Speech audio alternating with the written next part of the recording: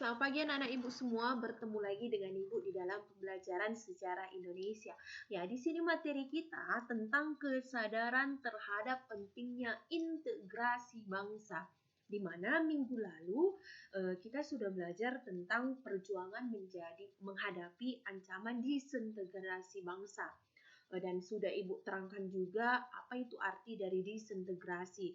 Disintegrasi adalah konflik yang terjadi di negara kita pada tahun 1948 sampai dengan 1965 ataupun 3 tahun setelah Indonesia merdeka pada saat itu. Dan juga sudah Ibu terangkan apa saja contoh-contoh konflik disintegrasi yang terjadi di negara kita pada saat itu, yaitu ideologi, kepentingan, dan pemerintahan. Ya, sekarang masuk ke kesadaran terhadap pentingnya integrasi, kesadaran terhadap pentingnya persatuan di dalam suatu bangsa tersebut. Ya, kita akan berbicara tentang tokoh-tokoh yang berperan penting terhadap kemerdekaan Indonesia pada saat itu. Ya, yang pertama kita akan mengenal tentang tokoh Ismail Marzuki. Ya, perhatikan gambarnya ya nak. Ini adalah gambar dari tokoh Ismail Marzuki. Siapa itu Ismail Marzuki? Ya, anak-anak kami pasti tahu Ismail Marzuki merupakan tokoh yang memiliki peran penting terhadap kemerdekaan Indonesia dari segi seni ataupun lagu-lagu nasional yang dia ciptakan. Yaitu apa saja contoh lagu nasional yang diciptakan oleh Ismail Marzuki? Halo Halo Bandung, Rayuan Pulau Kelapa, dan Sepasang Mata Bola. Ya, anak-anak kami pasti hafal kan lagu Halo Halo Bandung? Kalau begitu kita nyanyikan dulu lagu Halo Halo Bandung. 1, 2, 3 ya. Halo, halo Bandung, ibu kota periangan. Halo, halo Bandung, kota kenang-kenangan. Sudah lama beta tidak berjumpa dengan kau. Sekarang telah menjadi lautan api, mari bung rebut kembali. Ya, itu merupakan contoh lagu dari ciptaan Ismail Marzuki.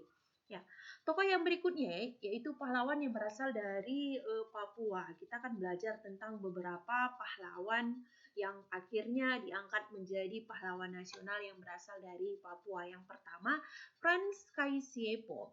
Siapa itu tokoh dari Frans Kaisiepo? Frans Kaisiepo adalah tokoh yang mempopulerkan lagu Indonesia Raya di Papua menjelang Indonesia merdeka pada saat itu. Ya, selain Frans Kaisiepo adalah tokoh yang mempopulerkan lagu Indonesia di Papua menjelang Indonesia merdeka. Ya, benar. Frans Kaisiepo, gambar tokoh tersebut ada di nominal Rp10.000. Nominal Rp10.000 yang sekarang ya nak. Yang kedua, Silas Papare adalah tokoh pembentuk Komite Indonesia Merdeka atau disebut dengan KIM. Yang ketiga, Martin Inde adalah anggota Polisi Hindia Belanda dan ketua Partai Indonesia Merdeka. Oke, ya inilah dia contoh gambar di monitor ibu, gambar dari Frans Kaisiepo yang ada di nominal Rp10.000. Mengenal sosok pahlawan nasional yang berasal dari Papua yang dimana gambarnya dijadikan menjadi gambar nominal di Rp10.000. Oke, kita lanjut. Apa saja yang kamu ketahui tentang Frans Kaisiepo? Pernah menjabat gubernur ke Papua yang keempat ataupun orang Papua pertama yang menjabat sebagai gubernur, menjabat sebagai anggota MPR RI, Hakim tertinggi Dewan Pertimbangan Agung. Setelah itu menolak bergabungnya Papua ke dalam pembentukan NIT atau Negara Indonesia Timur, mengganti Papua menjadi Irian ataupun ikut Republik Indonesia anti-Nederland sebagai bentuk penolakan, dan akhirnya nama dari Frans Kaisiepo dijadikan menjadi bandar udara di Biak dan kapal perang Indonesia yaitu KRI Frans Kaisiepo. Dan pada tahun 1993 akhirnya Frans Kenzipo diangkat menjadi pahlawan nasional. Jadi itulah ya nak ya, sosok Frans Kenzipo, pahlawan nasional Republik Indonesia yang berasal dari Papua. Yang berikutnya, para raja yang berkorban untuk bangsa, yaitu Sultan Hamengkubuwono ke-9 ya. Ketika Indonesia di awal merdeka pada saat itu, Indonesia masih ada kerajaan-kerajaan yang berdaulat. Salah satunya yaitu Yogyakarta di bawah pemerintahan Hamengkubuwono ke-9. Jadi apa yang dilakukan oleh Hamengkubuwono ke-9 ketika Indonesia pertama merdeka, di sini Ngayogyakarta Hadiningrat ataupun Yogyakarta yang sekarang yang bersifat kerajaan adalah daerah istimewa RI. Yang kedua, segala kekuasaan dalam negeri Ngayogyakarta berada di tangan Hamengkubuwono yang ke-9. Yang ketiga, hubungan antara Ngayogyakarta dengan pemerintahan RI bersifat langsung dan bertanggung jawab kepada Presiden RI. Jadi tampak di sini bahwa Sultan Hamengkubuwono ke-9 menyatakan bahwa wilayah kerajaan dari Yogyakarta tersebut merupakan wilayah kerajaan yang akhirnya berada di bawah pemerintahan negara Republik Indonesia pada saat itu.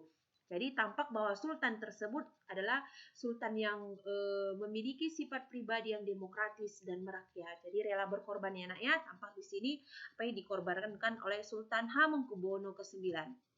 Oke, yang berikutnya, Sultan Syarif Qasim II. Ya, yaitu sultan yang berasal dari kerajaan Indrapura. Di sini Sultan Syarif mengirimkan surat kepada Soekarno-Hatta menyatakan bahwa setia mendukung pemerintahan Republik Indonesia. Jadi apa yang dilakukan oleh Sultan Syarif yang kedua tersebut, yaitu menyerahkan hartanya sebanyak 13 juta gulden untuk membantu perjuangan Republik Indonesia. Jadi pada tahun 2014, 13 juta gulden tersebut ketika dirupiahkan sampai dengan 1,47 triliun.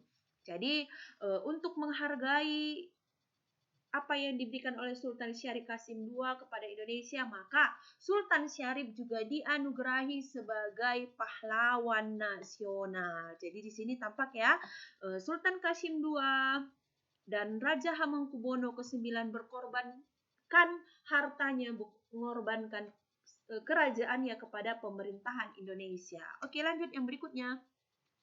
Dari tadi kita berbicara tentang tokoh laki-laki yang berperan penting terhadap kemerdekaan Indonesia. Di sini ada juga tokoh perempuan pejuang Opu Dayeng Risaju. Siapa itu Opu Dayeng Risaju ya? Ini gambarnya ya.